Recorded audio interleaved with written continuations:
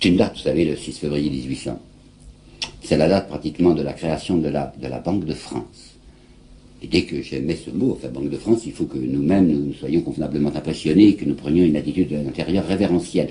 Il y a un monsieur, Gabriel Ramon, qui en 1929 a publié chez Grasset un ouvrage de luxe, vraisemblablement payé par la Banque de France, une histoire de la Banque de France, un in-quarto de luxe. Et vous y lisez, la création de la Banque de France doit être mise au nombre des institutions fondamentales du prodigieux empire napoléonien. Alors il faut bien que nous regardions ensemble ce que c'est que la création de la Banque de France. Le 6 février, M. Pergaud s'amène. S'amène avec un plan. C'est tout écrit, là, va lire une déclaration à Bonaparte, et voici les termes principaux de cette déclaration. À celui qui a contribué si puissamment à nous rendre, et avec tant d'éclat, les caractères d'une nation guerrière, vous voyez, côté finance, on n'est pas tellement pacifique. Hein.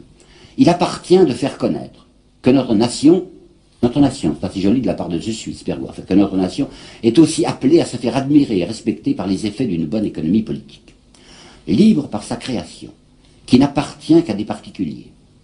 La banque que je propose de créer, écoutez bien, ne négociera avec le gouvernement que lorsqu'elle y rencontrera ses convenances et le complément de ses sûretés.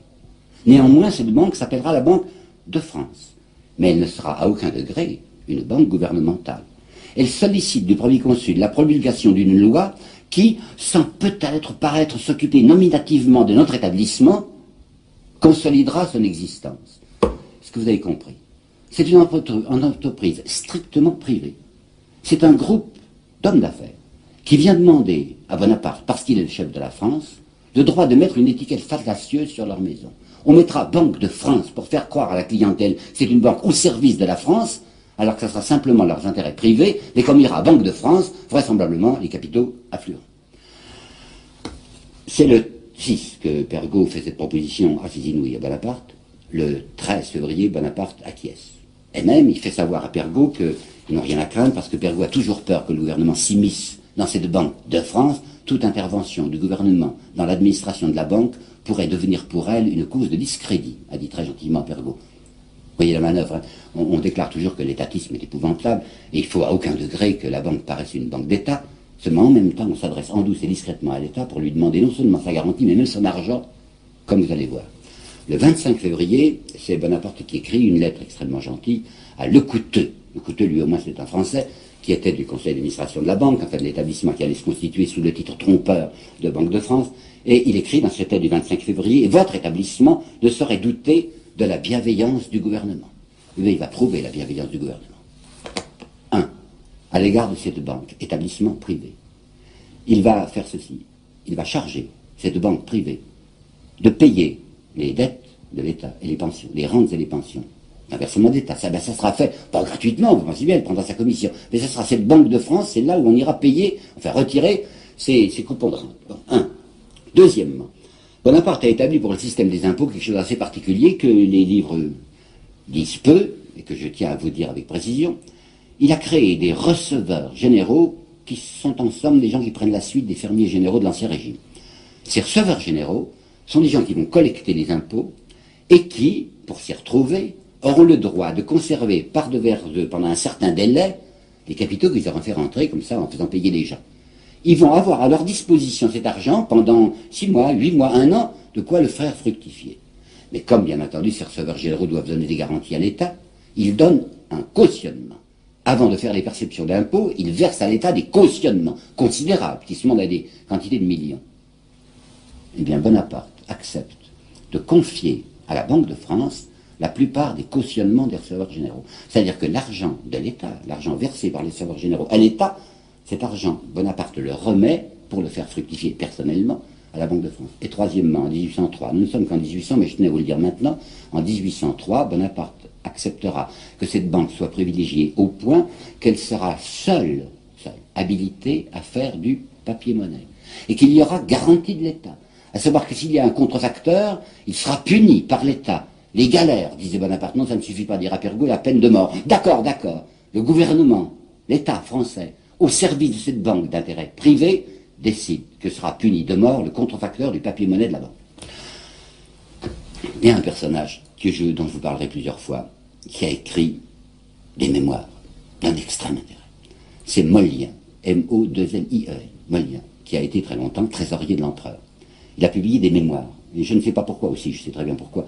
Ceux qui sont si favorables à Napoléon parlent le moins possible des mémoires de Molien. Parce que Molien était un brave homme, un esprit libre, extrêmement conservateur, très réactionnaire, qui n'aimait en Bonaparte qu'une réapparition de la monarchie, mais qui ne concevait pas la gestion des finances de l'État comme les concevait Bonaparte. Alors dans les mémoires de Molien, auxquelles je me référerai assez souvent, vous voyez la stupeur, mais l'ahurissement de cet homme devant ce que fait Bonaparte à l'égard de cet établissement privé.